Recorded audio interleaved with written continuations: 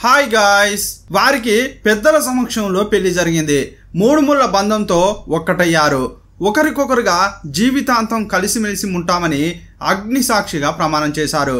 కానీ పై మెరుగులు చూసి ఆ వరుడు మాట తప్పాడు. ఇంతకీ అతడేం చేశాడు? వారి కాపురం ఏమైంది? పై మెరుగులు చూసి పక్కదారి పడితే జీవితాలు ఏ విధంగా చెడిపోయాయనే పూర్తి వివరాలు ఈ వీడియోలో చూద్దాం. లేటెస్ట్గా తమిళనాడులో జరిగిన ఒక క్రూరమైన సంఘటన గురించి తెలుసుకుందాం. మీరు చూస్తున్నది తెలుగు మిస్టరీ. నేను మీ ప్రభాకర్.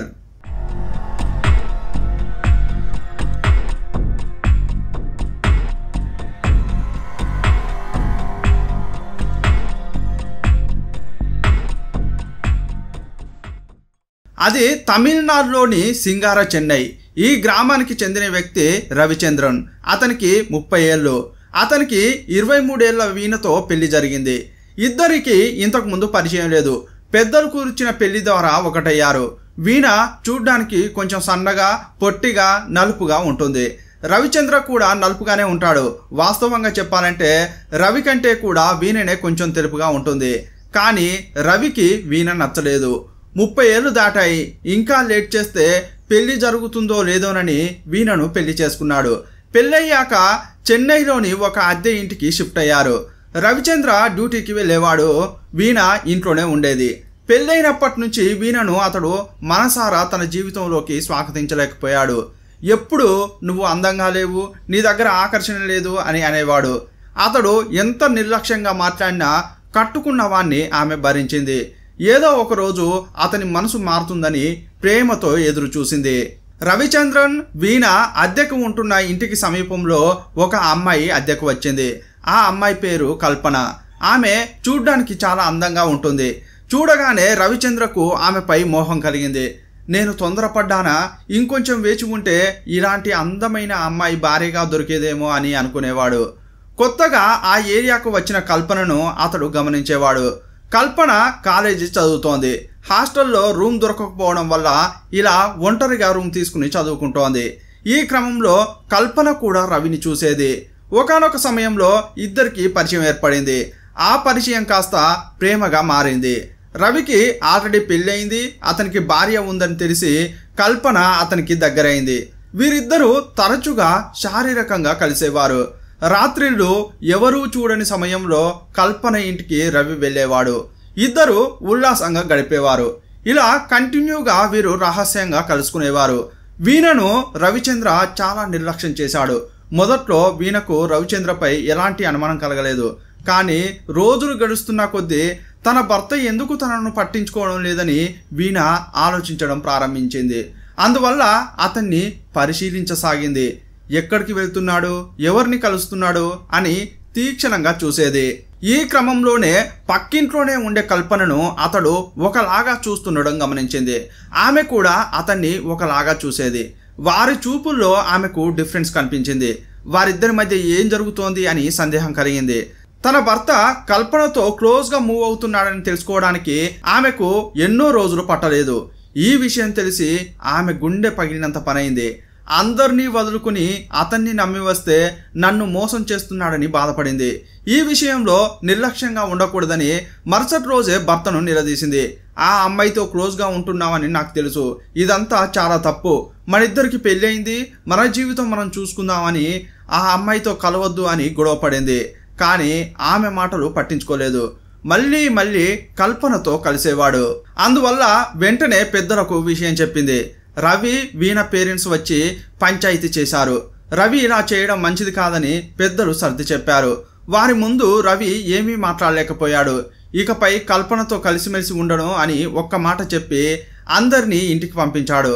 ఆ తర్వాత రవి, వీణ కొన్నాళ్ళు ఆ ఇంట్లో సంతోషంగా ఉండసాగారు. ఈ క్రమంలో కల్పనను కలవకుండా వీణ చాలా జాగ్రత్త పడేది. రవి డ్యూటీకి వెళ్ళేటప్పుడు వచ్చిన తర్వాత అతడు ఎవరికి కాల్ చేస్తున్నాడు, ఎవరితో మాట్లాడుతున్నాడు, ఎక్కడెక్కడికి వెళ్తున్నాడు అని ఓ కన్నేసేది. అతడు ఉదయం డ్యూటీకి వెళ్ళేటప్పుడు ఇంటి నుంచి మూల దాటే వరకు అతన్నే చూసేది. అతడు వెళ్ళేటప్పుడు కల్పన బయటకు వస్తుందా, ఇద్దరు కలిసి ఏమైనా వెళ్తున్నారా అని పరిశీలించేది.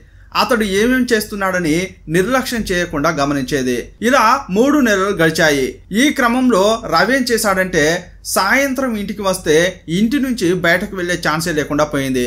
ప్రతి మూమెంట్ను భార్య గమనిస్తోంది. కానీ ఉదయం కల్పనతో గడపొచ్చు కదా అనుకున్నాడు. ఉదయం డ్యూటీకి వెళ్ళేటప్పుడు ఆ వీధి మూల దాటిన తర్వాత ఒక టీ షాప్లో కూర్చునేవాడు. రవిచంద్ర వీధి దాటిన తర్వాత ఇంట్లోకి వచ్చిన వీణ మళ్ళీ బయటికి వెళ్ళకపోయేది. ఇంట్లోనే పనులు చేసుకుంటూ ఉండేది. బయట ఎవరు వచ్చినా పోయినా ఆమెకు తెలిసేది కాదు. ఇలాంటి టైంలోనే రవి ఏం చేసేవాడంటే డ్యూటీకి వెళ్ళినట్లే వెళ్ళి టీ షాప్లో అరగంట సేపు కూర్చుని అక్కడే బైక్ ఆపి వెనక్కి వచ్చి డైరెక్ట్గా కల్పన ఇంట్లోకి వెళ్ళేవాడు. ఇలా వీరిద్దరి మధ్య సంబంధం రహస్యంగా సాగుతూనే ఉండేది. తనకు ఎట్టి పరిస్థితుల్లో కాల్ చేయొద్దని, సమయం దొరికినప్పుడు తనే ఇంటికి వస్తానని కల్పన కథడు చెప్పాడు. డ్యూటీకి అని బయలుదేరి ఎవరూ చూడని సమయంలో ఆ వీధి గుండానే నడుచుకుంటూ వచ్చి కల్పన ఇంట్లో దూరేవాడు. ఉదయం నుంచి సాయంత్రం వరకు కల్పనతో ఉండేవాడు. ఇలా మరో 3 నెలలు గడిచాయి. ఈ క్రమంలో ఇంట్లో ఉండే వీణకు మళ్ళీ సందేహం వచ్చింది. ఈ 3 నెలల పాటు కల్పనతో అతడు మాట్లాడలేదు. ఆమె ఎదురుగా వచ్చినా కూడా తల వంచుకుని పక్కకు వెళ్ళేవాడు. అతని ఫోన్కు కల్పన నుంచి ఫోనో మెసేజో కూడా రాలేదు. ఇతడు సడన్గా ఇంతలా మారాడా? అతనిది ఇలా మారే మనస్తత్వం కాదే అని ఆమెకు సందేహం కలిగింది. ఇందులో ఏదో మర్మం ఉంది. అతడు తనకు తెలియకుండా ఇంకేదో చేస్తున్నాడని వీణకు అనుమానం వచ్చింది. ఇంతకు ముందు అతడు డ్యూటీకి అని బయలుదేరి వీధి చివర మూల దాటగానే ఇంట్లోకి వచ్చి తలుపులు వేసుకునేది. ఆ తర్వాత బయటకు వెళ్ళేది కాదు. కానీ ఇప్పుడేం చేసిందంటే అతడు మూల దాటి వెళ్ళాక కూడా ఇంట్లోకి వచ్చి కిటికీ తలుపులు తెరిచి బయట వైపు తొంగి చూసేది. తన భర్త తిరిగొచ్చి కల్పన ఇంటికి వెళ్తున్నాడా లేదా కల్పన బయటకు ఏమైనా వెళ్తోందా అని గమనించేది. ఒకరోజు రవిని డ్యూటీకి పంపించిన తర్వాత కిటికీ దగ్గర వెయిట్ చేస్తోంది.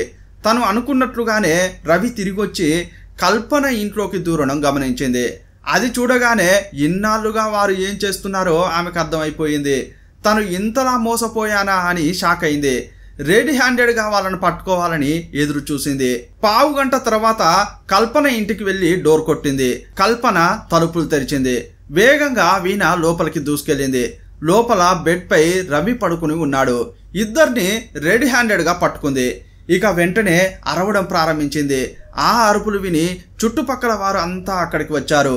ఇంకొకరి భర్తతో మెలగడానికి సిగ్గు లేదా అని కల్పనను అక్కడికి వచ్చిన వారంతా తిట్టారు. కట్టుకున్న భార్యను వదిలి ఇంకొకరితో కలిసి ఉంటావా అని రవిచంద్రను కూడా చెడామడా తిట్టారు. ఆ వీధిలో వారిద్దరి పరువు పోయింది. మరుసటి రోజే కల్పనను ఆ ఇంటి నుంచి ఖాళీ చేయించారు. ఈ క్రమంలోనే వీణను బాగా చూసుకుంటానని రవి చెప్పాడు. తను మారిపోయినట్లు భార్య దగ్గర బాగా నటించాడు. కల్పనతో టచ్లో లేనని చెప్పాడు. ఇలా 4 నెలల పాటు రోజులు గడిచాయి. తన భర్త కల్పనను మర్చిపోయాడని అతన్ని నమ్మింది. కానీ అతడు మాత్రం వీణకు తెలియకుండా కల్పనతో ఫోన్లో మాట్లాడేవాడు. వారిద్దరి మధ్య దూరం పెరిగేసరికి ఎడబాటును తట్టుకోలేకపోయారు. వారిద్దరికి వీణ అడ్డుగా ఉందని భావించారు. వీణ లేకుంటేనే తామిద్దరం కలిసి ఉంటామని, అందువల్ల ఆమెను పైకి పంపిస్తానని ప్రియురాలికి రవి చెప్పాడు. నేను వెయిట్ చేస్తానని ఆమె చెప్పింది. 2024 మే 2వ తేదీ సాయంత్రం లాంగ్ డ్రైవ్కు వెళ్దామా అని భార్యను అతడు అడిగాడు. భర్త ప్రేమగా పిలుస్తున్నాడని వీణ సరేనంది. మధ్యాహ్నం భర్తకు నచ్చిన వంటకం చేసింది. ఇద్దరు తిన్నారు. ఆ తర్వాత ఉల్లాసంగా గడిపారు. సాయంత్రం ఇద్దరు బైక్పై లాంగ్ డ్రైవ్కు వెళ్ళారు. ఒక అడవి దగ్గరికి వెళ్ళారు. అక్కడ జనసంచారం లేదు. ఇక్కడికి ఎందుకు వచ్చాం? నాకు భయంగా ఉంది, వెళ్దాం పదా అని వీణ తొందర పెట్టింది. కానీ అతడు ఒక విషయం చెప్పాడు. ఈ అడవిలో నీతో ఉల్లాసంగా ఉండాలని ఉందని, నా ఆశ తీర్చాలని బతిమిలాడాడు. భర్త ఆశపడడంతో ఆమె కాదని చెప్పలేకపోయింది. అందువల్ల సరేనని అతని వెనక భయంగానే లోపలికి వెళ్ళింది. లోపలికి వెళ్ళాక ఒక చెట్టు దగ్గరకు వెళ్ళారు. చుట్టూ చూసి అక్కడ ఎవరూ లేరని చెక్ చేసుకున్నారు. వెంటనే వీణను హక్ చేసుకున్నాడు. ఆ తర్వాత ఆమెను కింద పడుకోమని చెప్పాడు. ఆమె పడుకోగానే తన పాకెట్లో దాచుకున్న కత్తి తీసి ఆమె గొంతును కసా కోసేశాడు. ఇలా చేస్తాడని ఆమె కొంచెం కూడా అనుకోలేదు. గిలగిల కొట్టుకుంటూ ఆమె అక్కడికక్కడే చనిపోయింది. ఆ తర్వాత బైక్ దగ్గరికి వచ్చిన రవిచంద్ర వాటర్ బాటిల్లో నీళ్లు పారబోసి పెట్రోల్ ట్యాంకులో నుంచి పెట్రోల్ తీసుకొచ్చి ఆమె డెడ్ బాడీపై పోసి కాల్చాడు. ఆమె ముఖం గుర్తుపట్టని విధంగా మారిన తర్వాత అక్కడి నుంచి వెళ్ళిపోయాడు. ఇకపై కల్పన తను హాయిగా ఉండొచ్చని అనుకున్నాడు. కానీ మరుసటి రోజే వీణకు ఆమె తండ్రి కాల్ చేస్తే స్విచ్ ఆఫ్ అని వచ్చింది. అల్లుడైన రవికి కాల్ చేసిన అతడు వీణ ఎక్కడా అని అడిగాడు. వీణ ఏదో పని మీద బయటకు వెళ్ళిందని 2 గంటల్లో వస్తానని ఇంకా రాలేదని అతడు చెప్పాడు. ఈ విషయం మీకు ఎలా చెప్పాలో తెలియక ముందు వెనకాడుతుంటే మీరే ఫోన్ చేశారని చెప్పుకొచ్చాడు. నా కూతురుకు ఏమైందని ఆ తండ్రి భయపడిపోయాడు. వెంటనే బయలుదేరి వచ్చి వీణ కోసం వాళ్ళంతా వెతికారు. కానీ ఎక్కడా ఆమె కనిపించలేదు. మే 3వ తేదీ పోలీస్ స్టేషన్కు వెళ్ళిన రవి వీణ మిస్సింగ్ అని కేసు పెట్టాడు. నీ భార్య ఫోటో ఉంటే ఇవ్వమని పోలీసులు అడిగితే ఇంట్లో ఉందని తీసుకొస్తానని వెళ్ళాడు. కానీ వారం వరకు ఫోటో ఇవ్వనే లేదు. వారం తర్వాత ఆ ఫోటో తీసుకుని స్టేషన్కి వెళ్ళి ఫోటో ఇచ్చాడు. నీ భార్య కనిపించకుండా పోతే ఫోటో ఇవ్వడానికి వారం పట్టిందా అని పోలీసులు తిట్టారు. అయ్యయ్యో బాధలో ఉండి మర్చిపోయానండి, సారీ సార్ అని పోలీసులకు సర్ది చెప్పాడు. వీణ కనిపించకుండా పోయిన 10 రోజులకు అడవిలో డెడ్ బాడీ దొరికిందని సమాచారం వచ్చింది. అక్కడికి వెళ్ళిన పోలీసులు వీణ ఫోటో పట్టుకుని డెడ్ బాడీని చెక్ చేశారు. ఆమె మెడలో ధరించిన తాళి, ఉంగరం, కమ్మలు ఆ ఫోటోలో ఉన్న విధంగానే ఉన్నాయి. ఆమె డెడ్ బాడీని స్వాధీనం చేసుకుని DNA టెస్ట్ చేశారు. వీణ తండ్రి DNAతో డెడ్ బాడీ DNA మ్యాచ్ అయింది. అందువల్ల తను వీణనే అని గుర్తించారు. ఈ క్రమంలో పోలీసులకు రవిచంద్రపైనే అనుమానం కలిగింది. భార్య కనిపించకుండా పోతే ఫోటో ఇవ్వడానికి వారం టైం తీసుకున్న రవిని పోలీసులు వారి స్టైల్లో విచారించారు. అప్పుడే అతడు అన్ని వాస్తవాలు చెప్పాడు. తనే భార్యను చంపినట్లు ఒప్పుకున్నాడు. ఈ కేసులో అతన్ని అరెస్ట్ చేసి జైలుకు పంపించారు. ఈ కేసు ఇంకా విచారణ కొనసాగుతోంది. భార్య అందంగా లేదని, పక్కింటి పాప అందంగా ఉందని అక్రమ సంబంధం కొనసాగించిన రవిచంద్ర చివరకు కటకటాలు లెక్క పెట్టాల్సి వస్తోంది. వీణ నచ్చకపోతే ముందే పెళ్లి చేసుకోకుండా ఉండాల్సింది. ఒకవేళ పెళ్లి చేసుకున్నాకనైనా డివోర్స్ ఇవ్వాల్సింది. కానీ ప్రాణం తీయడం ఏ విధంగా చూసినా కరెక్ట్ కాదు. ఈ కేసుపై మీ అభిప్రాయం ఏంటో కామెంట్ బాక్స్లో రాయండి. మరో వీడియోలో మళ్ళీ కలుసుకుందాం. అప్పటి వరకు బాయ్ బాయ్.